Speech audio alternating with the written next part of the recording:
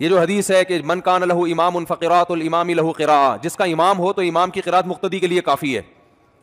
अब जो इमाम के पीछे फ़ातिहा का कायल है ना, वो इस हदीस को ज़ईफ़ कह देगा क्योंकि उसके अगेंस्ट जा रही है।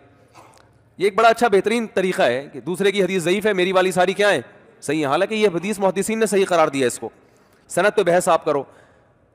सही मुस्लिम की हदीस है, आप सल्लल्लाहु अलैहि वसल्लम ने फरमाया कि इमाम को इमाम इसलिए बनाया जाता है कि वो उसकी इक़्तिदा की जाए। आगे फ़ैज़ा क़रअ फ़अनसितू, क़िराअत शुरू करे खामोश हो जाओ। अब आपको ये वाली हदीस नजर नहीं आएगी, आप लोगों के सामने एक दूसरी हदीस लेकर आएंगे, ला सलाता इल्ला बिफ़ातिहतिल किताब, जो सूरह फातिहा नहीं पढ़ता नमाज नहीं होती। तो देखो, तुम फातिहा नहीं पढ़ते, इमाम के पीछे खामोश रहे तो तुम्हारी नमाज नहीं होगी।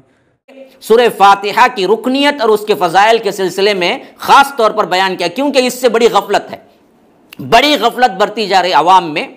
सूरह फातिहा नहीं पढ़ना बाज़ लोग तो शद्दुमत से कहते हैं, और बाज़ लोग जो पढ़ने के कायल हैं उनमें भी बड़े इख्तिलाफात हैं, और बाज़ लोग तो अपना मसलक को आड़ बना के क्या है, सूरह फातिहा की फजीलत को गिराना चाहते हैं। तो इस वास्ते शेख अलबानी रहमहुल्लाह ने खुसूसी तौर पर कुछ बातें इसकी फजीलत में बयान की हैं। फरमाया कि रसूल अकरम सल्लल्लाहु अलैहि वसल्लम सूरह फातिहा की अज़मत का इजहार फरमाते हैं उस शख्स की नमाज नहीं जिसने सूरह फातिहा नहीं पढ़ी, सूरह फातिहा नहीं पढ़ी। दूसरी रिवायत में उस शख्स की नमाज नहीं जो सूरह फातिहा और उससे जायद सूरत नहीं पढ़ता।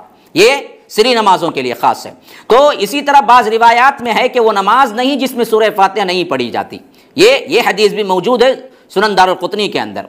नेज़ आप सल्लल्लाहु अलैहि वसल्लम फरमाते हैं, दो शख्स नमाज अदा करता है लेकिन इसमें सूरह फातिहा नहीं पढ़ता, इसकी नमाज नाकिस है, नाकिस है, नाकिस है, मुकम्मल नहीं। 3 मरतबा फरमाया, नाकिस है, नाकिस है, नाकिस है, मुकम्मल नहीं। सही मुस्लिम की रिवायत किताबुस्सलाह के अंदर।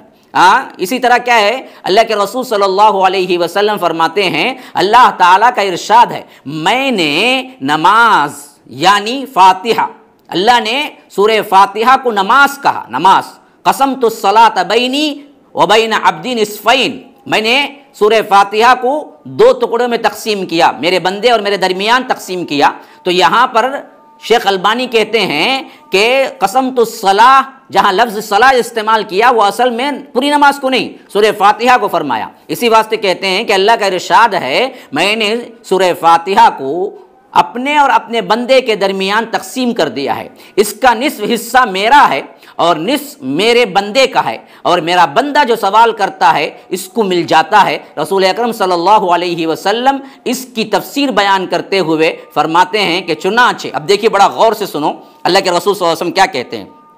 बंदा जब कहता है अल्हम्दुलिल्लाहि रब्बिल आलमीन, तो अल्लाह पाक फरमाता है मेरे बंदे ने मेरी हम्द की। बराबर बराबर सवाल जवाब चलता रहता है। जैसे ही अल्हम्दुलिल्लाहि रब्बिल आलमीन कहा जाता है, रब की तरफ से निदा आती है कि मेरे बंदे ने मेरी हम्द बयान की, मेरे बंदे ने मेरी तारीफ बयान की। अच्छा, बंदा जब कहता है अर्रहमानिर रहीम, तो अल्लाह तबारक व तआला फरमाता है मेरे बंदे ने मेरी सना बयान की। और बंदा कहता है मालिकी यौमिद्दीन, तो अल्लाह कहता है मेरे बंदे ने मेरी ताज़ीम बयान की। बंदा कहता है इय्याका नअबुदु व इय्याका नस्तईन, तो अल्लाह फरमाता है ये मेरे और मेरे बंदे के दरमियान है, मेरे बंदे को वो मिलेगा जो उसने सवाल किया है। बंदा कहता है इहदिनस सिरातल मुस्तकीम सिरातल लज़ीना अनअमता अलैहिम गैरिल मग़दूबि अलैहिम वलद्दाल्लीन, तो अल्लाह फरमाता है मेरे बंदे के सवालात हैं जिनको मैंने पूरा कर दिया। अल्लाह तबारक व तआला हर आयत का जवाब देता है। जब फातिहा ही निकाल दे तो फिर नमाज का की। इसी वजह से अल्लाह के रसूल सल्लल्लाहु अलैहि वसल्लम फातिहा की फजीलत बयान करते हुए फरमाते हैं, अल्लाह ताला तौरात, इंजील वगैरह में सूरह फातिहा जैसी कोई सूरत नाजिल नहीं फरमाई। सूरह फातिहा की फजीलत के लिए यही काफ़ी है कि इसका वस्फ अस्सबउल मसानी, कुरान अजीम कहा गया है जो मुझे अता किया गया। 7 मसानी से अल्लाह तबारक व तआला ने सूरह फातिहा